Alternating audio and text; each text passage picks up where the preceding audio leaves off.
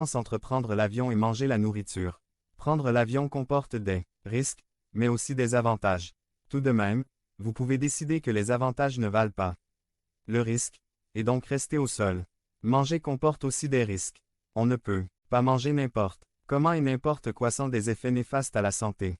Il y a de vrais dangers à un régime malsain, mais vous ne pouvez pas décider de ne plus manger parce que les risques sont trop grands. Participer au repas du Seigneur n'est pas un luxe comme un voyage en avion, c'est une nécessité. Pour le croyant comme le fait de manger de la nourriture, vous ne pouvez donc pas décider de ne plus manger le repas du Seigneur parce que les risques sont trop importants.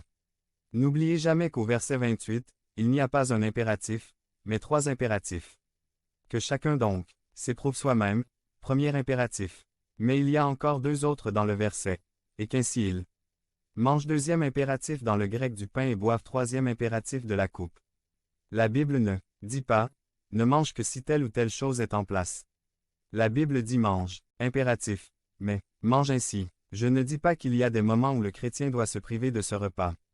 Mais il ne faut pas se leurrer en pensant, tant que je ne prends pas la scène, tout ira bien. Vous n'allez pas échapper au châtiment du Seigneur simplement parce que vous avez refusé de prendre la scène.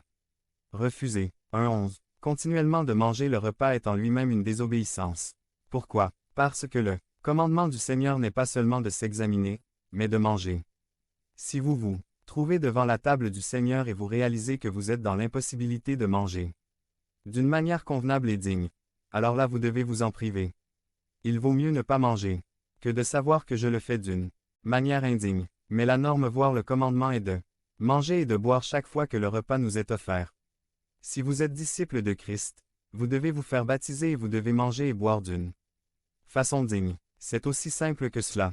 Ce message est donc important pour nous tous qui professons être chrétiens. Ayant vu l'impératif de manger et de boire, nous voyons à présent 2. Ce que c'est de manger et de boire dignement.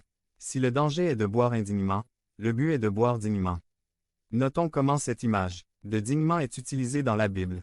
Le mot digne est utilisé en tant qu'adjectif, qui est digne d'ouvrir le livre et d'en rompre les sceaux. Apo 5.2. Mais ce n'est bien sûr pas le sens ici. On n'est pas appelé à être digne, car personne ne peut l'être. C'est un adverbe. On est appelé à manger dignement, à boire dignement ou d'une façon digne.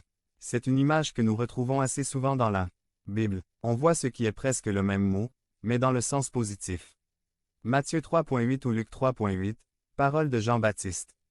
Produisez donc du fruit digne de la repentance. Vous avez donc d'un côté la repentance, puis de l'autre la production du fruit qui en est digne. C'était aussi le message de Paul. En Actes 26.